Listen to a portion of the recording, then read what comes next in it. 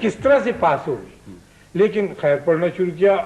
ہم تو سب کچھ جانتے ہی تھے, ہم تو پڑھے لکھے آدمی تھے, اس لیے ہم نے کوئی توجہ نہیں دی پڑھنے. تو جب پہلا ہمارا کوارٹرلی ایگزامینیشن ہوا تو اس میں بانو قدسیہ فرسٹ, ہم پیچھے تھے.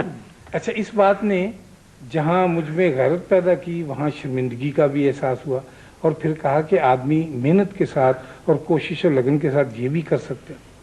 پھر ہم نے بھی اس کے ساتھ میں نے شروع کر دی, لیکن اس معاملے میں یہ بہت کافی آگے تھی. میں نے محسوس کیا کہ جو چیزیں مجھ میں بہت کم ہیں وہ ان میں بہت زیادہ ہیں, اور یہ ایک قابل تعریف بات ہے. جو اس زمانے میں ہماری چونکہ جیلسی کم کیا ہوتی نہیں تھی, ہم کو پتہ نہیں ہوتا. یعنی وہ زمانہ تھا لاہور کا, میں سن 48 کا ذکر کر رہا ہوں, کہ جب بہت سے لوگ مال روڈ پر کھڑے ہو کے لوگوں کی کاروں کو دیکھ کے خوش ہوا کرتے تھے کہ کتنی خوبصورت ہے. ان کو پتہ ہی نہیں ہوتا تھا کہ میں جلن کے ساتھ کہوں کہ میرے پاس کیوں نہیں ہے اور میں مکہ ماروں میں اس کے اوپر. تو ہم نے ان کو دیکھا تو ان میں یہ ساری خوبیوں کو جب نمایاں پایا تو پھر میں نے کہا مجھ میں تو یہ خوبیاں پیدا نہیں ہو سکتی, تو کیوں نہ ان خوبیوں کو اٹھا کر گھر لے چلے.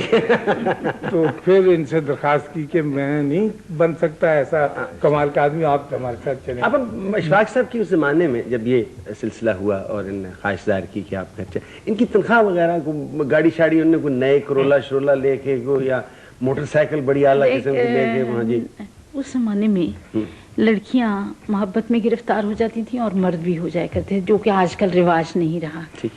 آج جب لڑکی محبت کرنا چاہتی ہے تو وہ پہلے ضرور دیکھتی ہے کہ یہ سائیکل پر تو نہیں آتا. نہیں, بڑی بیستی ہوتی ہے, بڑا انکمفرٹیبل ہوتا ہے. آپ سائیکل ہاں, بس جو کچھ بھی ہے. اب کچھ اور کنسیڈریشنز بھی ہمارے زمانے میں نہیں ہوتی تھی. یہ سائیکل پر آتے تھے, سائیکل پر جاتے تھے, مجھے سائیکل پہ برے بھی نہیں لگتے تھے. شاید آج میں اپنی کسی بھانجی بھتیجی کو کہوں کہ یہ بڑا سائیکل چلا رہے. اچھا, یہ بھی آپ کو پسند تھی؟ یہ نہیں میں نے دیکھا جی. اچھا, یہ ایشو آپ کے ذہن میں نہیں تھا کہ گھر جائیں گے تو کیا کھائیں گے, کیا کپڑے کیسے ہوں گے وغیرہ وغیرہ؟ غالباً میرے دماغ میں تو آج بھی یہ کنسیڈریشن نہیں ہے. اب اشفاق صاحب کو کوئی جہیز وغیرہ کے جہیز بات ہوتا ہے نا کہ آدمی کا پیسے نہ ہوں تو وہ بھی سوچتا ہے کہ ادھر سے کوئی مال شال آئے گا تو وہ. دیکھیں, ہم دونوں فقیر آدمی تھے, فقیر ہی رہے ہیں, اور اللہ نے چاہا تو ایسے ہی چلے جائیں گے. اور کوئی ہمیں جو کنسیڈریشن ہم دونوں میاں بیوی کو ہیں نا جی, غالباً شہر میں کسی اور کو نہیں. اب آپ نے لکھنا کب شروع, کالج سے شروع کیا؟ کیونکہ اس کا تو ہمدردی بھی آپ کی. نہیں جی, میں اس سے بھی بہت 10 12 15 سال پہلے. میرا خیال لکھنے کا سہرا غالباً ادھر ادھر نہیں مان سکتی. اچھا, بڑے عرصے سے لکھ رہی تھی, لیکن جس طرح ہم سبھی لکھتے ہیں. اچھا, کبھی ڈائری لکھ لی, کبھی 2 شعر لکھ لیے, کبھی تھوڑا سا ڈرامہ لکھ لیا.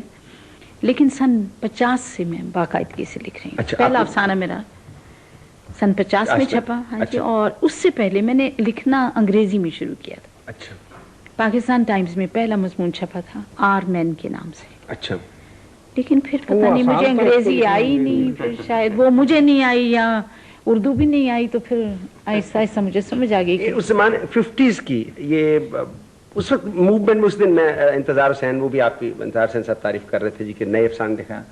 50s کی لٹریری موومنٹ کیا تھی یہاں؟ کوئی تھی؟ کہتے ہیں کہ بڑے دھڑے بنے ہوئے تھے. اشفاق صاحب کے بارے میں کرٹیکل سوال یہ ہے کہ آپ نے بھی اپنا فلسفہ چینج کیا ہے اوور دا ایئرز.